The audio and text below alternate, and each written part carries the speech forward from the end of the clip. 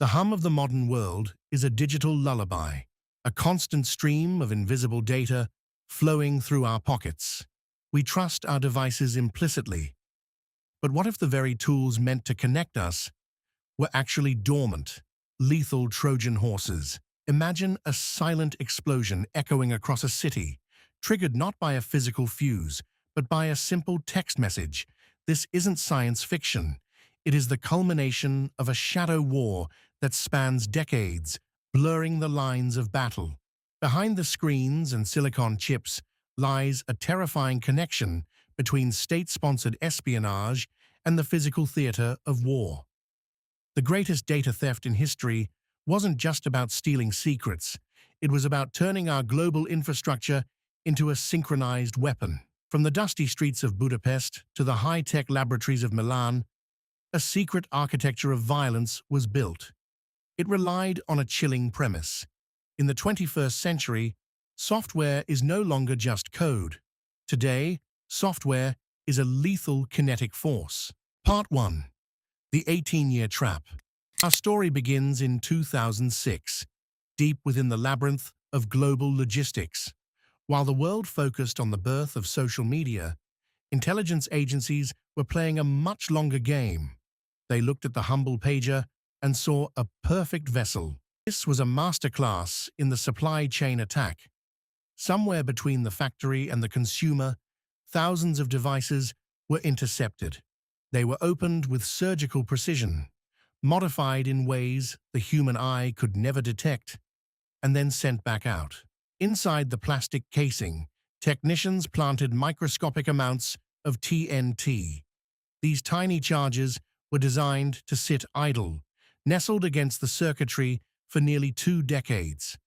They didn't disrupt the electronics, they simply waited for a day that hadn't arrived. For 18 years, these devices lived in pockets and sat on bedside tables. They functioned perfectly, receiving messages and keeping time, while the explosive hidden within remained stable. It was a ghost in the machine, a weapon waiting for a signal. The detonator was purely programmatic. A specific string of code, disguised as a standard notification, acted as the digital match. When the message arrived, the software commanded the hardware to self-destruct, proving that code can draw blood as easily as any bullet. Part 2. The Glass Fortress. As physical hardware was being weaponized, a parallel shadow was growing in the digital world. In Italy, a company called Hacking Team became the premier architects of legal interception. They specialized in the art of the 0-day, the unpatched backdoor.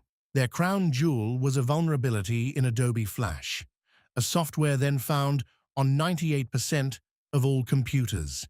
This secret exploit gave them a skeleton key to 1.5 billion devices. It was the ultimate tool for surveillance, sold to the highest bidder. However, the hunters soon became the hunted. In 2015, a lone hacker known as Phineas Fisher began a methodical siege. He didn't use a supercomputer. He used LinkedIn to map the company's internal hardware and a cheap second-hand VPN device. The irony was staggering. An elite cyber intelligence firm was undone by basic negligence. Fisher bypassed their defenses because he found plain text passwords like P at SSWORD in their system. The fortress was built of glass, and he had a very heavy stone. Fisher didn't just browse, he decimated. He exfiltrated 400 gigabytes of internal data, exposing Hacking Team's client list. The leak proved they were selling high-end spying tools to authoritarian regimes, targeting journalists and dissidents who thought their communications were safe and private.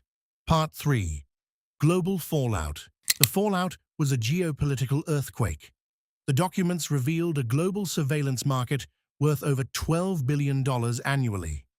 At least 37 governments were customers, all participating in a silent trade of secrets, power, and the erosion of digital privacy.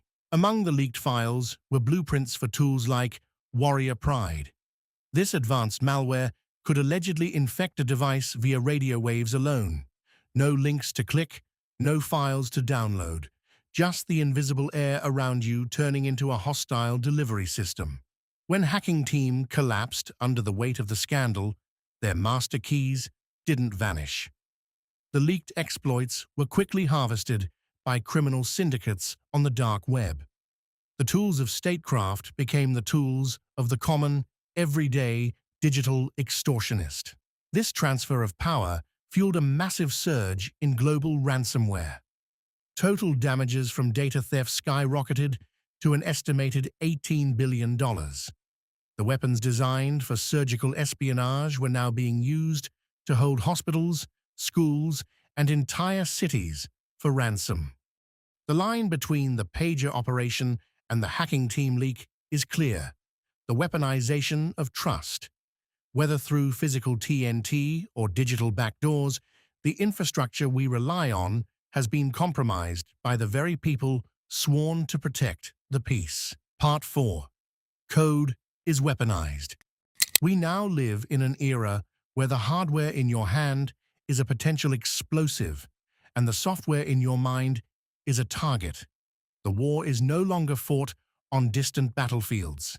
It is fought in the packets of data we send. This convergence of physical and digital warfare has created a world where there are no front lines.